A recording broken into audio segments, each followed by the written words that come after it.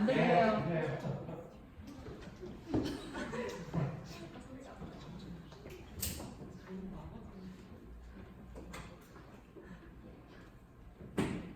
안녕하세요. 저는 랭크스 측과 3년차 김세연입니다. 미니 세미나를 준비하며 과거의 생각에 젖을 수 있는 소중한 시간들이었습니다. 돌아보며 미래까지 생각할 수 있는 기회가 된 것 같습니다. 2018년 10월 1년차 시절 입사 한 달 뒤인 11월에 4명의 선생님들께서 퇴사하게 되었습니다. 경황이 없고 눈치도 없던 저라서 왜 나가는지 이유도 궁금도 하지도 않은 채 11월에 워크숍만 보고 다녔던 것 같습니다. 워크숍이라고 해서 3일 내내 놀 줄만 알았지만 인재교육과 마인드 오리엔테이션 등 스케줄이 빡빡하게 있었습니다. 2일 동안에 치과에 대해 많은 것들을 알고 배움으로써 조금 더 성숙해진 치과 위생사로 자리 잡을 수 있었던 것 같습니다. 12월에 인테리어를 하게 되어 스케일링 환자며 크라운 환자 등 마무리를 해야 하는 상황이 왔었습니다. 몸은 힘들었지만 치과에 너무 가고 싶을 정도로 단합심이 최고조에 이르렀던 것 같습니다. 왼손잡이라서 스케일링도 무거워했고 핸드피스를 잡는 방법이며 재료의 위치 등 치과의 모든 게 너무나도 어려웠지만 매일 실수를 해도 가르쳐주시는 원장님, 소장님, 선배님들이 있었기에 실수의 두려움을 극복하고 3년차라는 자리에 설 수 있게 되었습니다. 이 자리에 계시지는 않지만 저희 성장에 있어 가장 크게 작용했던 점은 저희 사수인 최원인 팀장님을 만났다는 것입니다. 팀장님의 가장 힘든 시기에 저를 만났음에도 불구하고 부드럽고 따뜻하면서 정확하게 짚어줄 수 있는 이성적인 사람이셨습니다. 꾸준함보다는 해결책을 주시고 처음부터 끝까지 커리큘럼을 짜서 단계별로 나아갈 수 있도록 도와주셨습니다. 덕분에 무엇인가를 배우거나 새로운 업무를 시작할 때 금방 적응할 수 있었고 더 나아가 인생에 있어 필요한 마인드를 다지는 등 힘들 때마다 옆에서 응원해 주셨습니다. 고로 저는 제가 만일 사수가 된다면 직장 선배를 넘어 인생에서도 도움을 줄 수 있는 사람이 되고 싶다는 생각을 배우게 되었습니다. 본격적으로 성장에 관한 연차별로 파트를 나눠 이야기를 해보려고 합니다. 처음 한 달 동안은 진료에 익숙해지기 위해 원장님을 많이 따라다녔던 것 같습니다. 많이 배우는 도중 제 실수가 기억이 가장 많이 남습니다. 석션을 하며 시야를 가리기도 했고 치조골 성형술 할 때에는 환자분의 코를 포로 가려 숨을 못 쉬게 하기도 했으며 셀라인 시리즈로 원장님의 손을 찔러보기도 했습니다. 여러 가지 시행착오를 겪었어도 나무라지 않고 부를 수도 있다며 저의 편이 되어주시곤 했습니다. 때로는 호랑이 같고 때로는 어머니 같은 원장님 밑에서 일을 할 수 있게 되어 프로페셔널한 치과 위생사라는 떳떳한 직업으로 성장할 수 있었습니다. 수습일지를 쓰면서 모르는 단어나 잘못 알고 있었던 상식들을 피드백을 통해 정확히 배우고 하루를 정리할 수 있는 시간이 될 수 있었습니다. 그 배움을 배우면서 끝내지 않고 후에 들어오는 선생님들에게 가르칠 수 있을 만큼이 되어 저에게는 큰 자산이 되었습니다. 실장님 집에서 마무리 12월을 보내며 시스템 재정비와 각종 치료의 주의사항들을 만들게 됨으로써 환자에게 정확한 정보 전달을 할 수 있게 되었습니다. 또한 엘리트 기공소를 다녀와 아무것도 모르던 시절임에도 불구하고 보고서를 작성하면서 하밀러 너치, 부더, 협분 등 덴처의 기본적인 단어들을 익힐 수가 있었습니다. 2년차 때는 임시치아를 일주일에 한 번씩 검사받기를 통해 임시치아에 재미를 붙여 일주일에 2-3개씩 각각 브리즈까지 할 수 있게 되었습니다. 손재주가 타고나서 보고 잘하는 것을 잘하는 사람들도 있겠지만 저는 잘하지 못하여 더 남아서 열심히 연습하고 남들이 하지 않는 아침 시간을 내어 꾸준히 투자해 왔습니다. 워라벨이라는 말이 있습니다. 일과 삶의 균형을 유지하는 것입니다. 저는 워라벨은 어느 정도 능력을 갖춘 후 치과 일이 손에 익었을 때 지켜도 된다고 생각합니다. 그때 당시에는 힘들지도 모르겠지만 시간이 지나게 되면 결국 웃는 사람은 자기 자신일 것이기 때문입니다. 내부 세미나 취지는 아는 내용을 전달하여 식구들 모두가 이해할 수 있도록 도와주는 것입니다.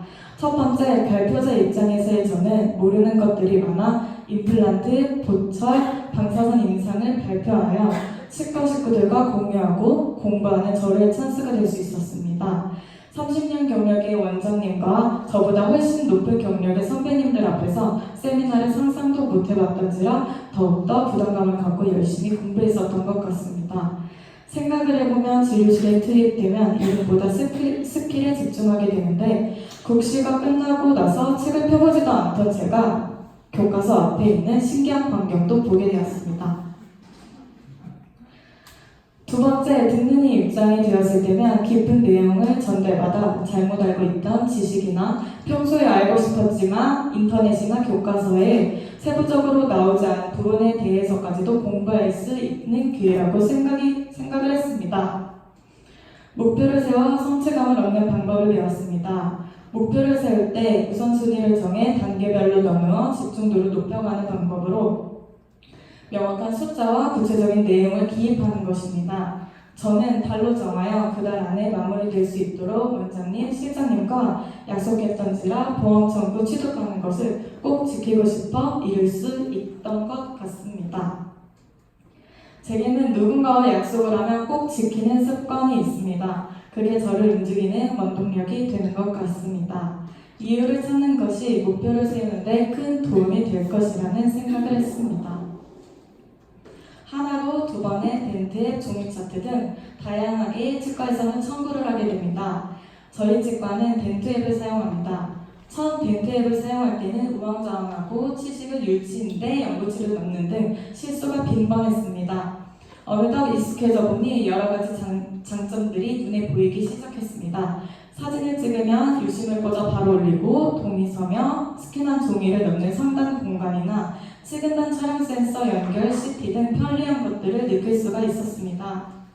진료가 끝난 후 어시스트의 이름을 차팅해 놓고 진료 내용을 적고 특이사항을 메모해 놓기에 실수가 많이 줄어들게 됩니다. 어시스트의 이름을 적고 나서 차팅의 정확도도 높아졌으며 대기하는 환자라든지 일일이 물어보지 않아도 끝까지 한 환자를 책임져 신뢰도도 향상되게 된 것 같습니다. 저희 치과에서 큰 변화는 기고물해설을 종이로 썼었는데 전자차트로 바꾼 것입니다. 재작년까지만 해도 월말 확인도 당일 기고물 체크도 종이로 해왔었습니다. 하지만 전자차트를 쓰는데 더 의미를 두고자 제가 담당할 때 전자로 바꾸면서 기공에 대한 전자차트에 관심을 갖고 적용하기 시작했습니다. 처음에는 이것도 시행착오가 있었습니다. 메일을 보내는데 안 갔다고 했을 때도 있었고 읽고 못 보낼 때도 있었고 더블 체크가 되지 않아 기공물이 정확하게 간지 안 간지 체크를 하지 못해 기공소와 소통이 어려울 때도 있었습니다. 이 점을 보완하기 위해 아침에는 당일 예약표에 체크하고 달력에 체크를 하고 있으며 오후 또한 갈 기공물에 대해 의뢰서 전송을 하면 바로 달력에 기입하도록 되어 있습니다. 또한 월말 기공물 통계를 낼 때에도 전자차트를 보고하게 됩니다. 차팅을 할 때 의뢰서의 선택에 따라 분류와 통계가 되기 때문에 체크하는 것들까지도 신경 쓰게 되었습니다. 데스크를 보는 사람은 치과 코디네이터나 실장님 정도로만 알고 있지 전연차 치과의증사는 데스크를 접해볼 기회가 없다고 생각합니다. 수납을 받고 예약을 잡는 게 뭐가 어려워? 라는 생각을 한 제가 큰 오산이었습니다.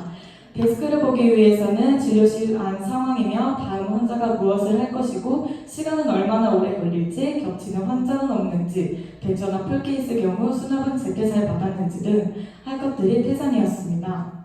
머릿속도 정리가 다 안 된 상태에서 데스크에 나와보니 말문도 막히고 생각 외로 신기한 질문도 많이 하고 나여 당황하기도 했습니다.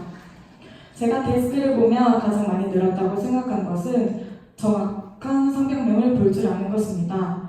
진료실에 들어와 정확히 끝이 났는지 기다리는 것인지에 관해 체크하는 일에 집중하여 더욱 신경을 쓸 수 있게 되었습니다. 상담의 스킬의 기본 베이스는 지식입니다. 또 다른 스킬의 1순위는 저의 마음가짐이라고 생각이 듭니다. 우선 상담을 잘하기 위해서는 환자를 가족처럼 생각하고 원장님을 존경하기입니다. 내 가족이라고 생각하고 상담하는 것과 돈으로 생각하고 상담하는 것은 천지차이이며 원장님을 존경하는 마음을 갖고 있다면 더욱더 자부심을 갖고 당당하게 말할 수가 있을 것입니다. 마지막으로 애사심입니다. 우리 치과의 핵심 가치인 감사, 성장, 성실이 공존하는 곳에서 일을 할 수 있다는 게 행복이라는 것을 느끼며 다니고 있습니다. 이 모든 것들이 갖춰져 성과로 나타낼 수 있는 것 같습니다.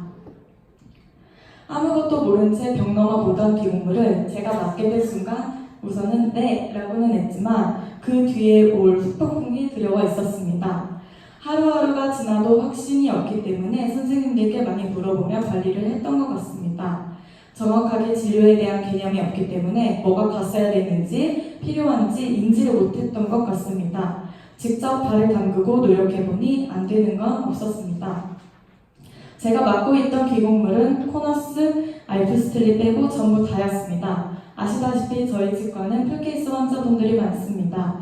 정석으로 하지 못하는 환자분들도 있습니다. 구강이 다 다르고 뼈 상태도 다르고 다른 치과에서 패스가 잘못 심어온 케이스, 임플란트를 여러 개 심어 레코딩 베이스까지 봐야 되는 환자 등 기공물을 맞지 않았더라면 관심 없이 넘어갈 수 있었지만 진료의 흐름을 이해할 수 있는 큰 계기가 되었던 것 같습니다. 처음엔 기공물 관리가 어려웠지만 응원해주시는 덕분에 제가 다른 선생님들께 설명할 수 있을 정도가 되었습니다. 기공물은 치과에서가 끝이 아닌 기공수와 환자까지 얽혀 있습니다. 커뮤니케이션이 가장 중요합니다. 커뮤니케이션이 중요한 것은 이해입니다. 기공 과정을 이해하고 의뢰 날짜 조율 등 배려를 하며 기공물을 왕래하고 있습니다. 그 소통을 함으로써 오해가 되지 않게 하기 위해 기공물 담당은 하루에도 더블 체크를 하며 오해의 소지를 일으키지 않기 위해 실수를 성장의 발판으로 삼아 치과에서의 틀이 잡혀지게 되었던 것 같습니다. 3년차 때는 임플란트 관리를 맡게 됨으로써 책임감이 향상될 수 있었으며 쓰임에 대해 공부를 하면서 저절로 지식이 늘어나게 되었습니다. 주인의식을 갖는다는 건 리더가 되었다는 것입니다. 책임을 회피할 수도 없고 남에게 책임을 돌릴 수도 없는 정면으로 마주해야 합니다. 이로써 저는 용기를 얻었습니다. 처음부터 잘하는 사람은 없다는 것을 몸소 깨달았으며 한 단계씩 밟고 일어설 수 있음을 배우게 되었습니다. 수습일지는 그날 배운 것을 정리하였었다면 케이스 정리는 조금 더 심화되어 치료 전 환자의 히스토리부터 과정, 치료 후까지 케이스를 정리해가는 것입니다. 많이 접해보지 못했던 풀케이스나 댄서 환자분들을 정리함으로써 이유를 정확하게 파악하고 다양한 케이스의 기간이나 비용 등 시야가 넓어지게 되었습니다. 모르는 것들을 대충 넘기게 될 수 있었지만 확실하게 짚고 넘어가게 되면서 생기는 지식들이 경력이 되게 됩니다. 부지런히 정리한 것들을 모아 자산이 되어 미래의 본연차 때 척척 박사가 되기 위한 준비 과정이라고 생각하게 되었습니다. 저희 치과도 드디어 디지털 스캐너가 들어왔습니다. 지금까지 러너만 써왔기 때문에 익숙하지 않아 지금은 더 어렵게 느껴지지만 변화와 성장을 두려워하지 않는 우리 치과에 어울리게 사무 연습도 열심히 노력하고 있습니다. 저는 숫자의 숙련도가 단점이 되지 않게 하기 위해 디지털 사회에 뒤처지지 않는 직원으로 성장할 것입니다. 마지막으로 마인드가 바로잡힐 수 있었던 이유는 꾸준한 노력이 있기 때문입니다. 매달 하루를 정해 정신의 인재교육을 합니다. 인재교육을 하는 이유는 자신이 속한 치과에서의 주인의식을 갖고 리더가 될 수 있도록 가치를 높여주는 교육이라고 생각합니다. 그릇으로 비유하자면 도자기 그릇에서 녹그릇처럼 자신을 두드려서 넓게 퍼져나갈 수 있도록 발전시키는 마인드 교육이라고 말할 수 있을 것 같습니다. 또한 인재교육을 통해 다시금 한 달 동안 있었던 일들을 반성하고 칭찬하며 마무리 정리를 함으로써 자기 개발을 할 수 있는 계기가 되었던 것 같습니다. 밴드 활동이 때로는 힘들 때도 있고 귀찮을 때도 있다고 생각합니다. 늦게 쓸 때도 있고 밀릴 때도 있지만 밴드는 하루의 감정을 다스릴 수 있는 가장 큰 장점을 가지는 활동입니다. 또 힘들 때 밴드를 보며 위안을 삼기도 하고 힐링이 되기도 합니다. 제 글만 쓰고 끝이 아닌 선생님들과 원장님의 글을 읽으며 생각을 공유할 수 있음에서도 도움을 많이 주었던 것 같습니다. 독서를 함으로써 마음의 양식을 쌓고 이성적인 생각을 할 수 있도록 도와줍니다. 저희 치과에서는 자기계발서나 경제, 역사, 인문 등 여러 가지 장르를 선택하여 있습니다. 세상의 흐름을 알 수 있게 해주고 지식이 쌓여 얕은 깊이가 깊어질 수 있었습니다. 또한 독서 모임을 통해 소감을 공유함으로써 놓친 부분이나 잘 이해가 안 되었던 부분들까지도 채워지게 되었습니다. 성장에는 공식이 있습니다. 에너지 곱하기 시간은 성장입니다. 노력이 필요하다는 것입니다. 반복적으로 훈련도 해야 하며 간절함도 있어야 합니다. 성장을 할 수 있도록 도와주는 환경도 있어야 합니다. 그래서 저는 지금 이 자리까지 서서 연차별로 성장기를 나열하여 발표를 할 수 있었던 것 같습니다. 제 자신의 가치를 나누고 주변 사람들과 함께 성장하여 알프스 치과의 유익한 선순환에 이바지할 수 있는 팀원으로 자라나겠습니다. 마지막으로 진료적인 부분뿐만 아니라 진정 사회인으로서 자세를 배우게 되었습니다. 후배가 들어오고 나서부터 사회 초년생인 저에게 많은 일들이 일어났습니다. 막내였기 때문에 책임을 받는 입장이었다가 후배가 들어오고 나서부터 이끌어야 하는 입장이 되다 보니 여러 가지 갈등이 있었습니다. 대화를 통해 그동안의 소통이 부족하여 작은 행동과 말투들이 모여 오해가 쌓였던 것을 알게 되었습니다. 그런 과정에서 소통이 중요하다는 것을 알게 되었고 행동과 말을 할 때에도 상대방을 먼저 생각하는 방법을 배웠습니다. 저는 직원과 원장님이 같은 목표를 갖고 그 목표를 달성하기 위해서는 협력이라는 것을 해야 함을 배웠습니다. 각자 역할과 의미를 공유하고 책임 소재를 명확히 정의하고 열린 의사소통으로 의견을 공유하고 긍정적인 태도로 업무 만족도를 높여야 한다는 것입니다. 위대한 팀이 되기 위해서는 위대한 팀워크가 중요하다는 사실입니다. 혼자만 올라가는 게 아닌 이끌어주고 공생관계가 될 수 있는 사람으로 자라날 수 있도록 더 노력해야겠습니다. 무척 떨리지만 이 자리에 설 수 있게 해주신 위더스 식구분들, 뒤처지지 않게 도와주신 알프스 치과 식구분들께 감사의 마음을 전합니다.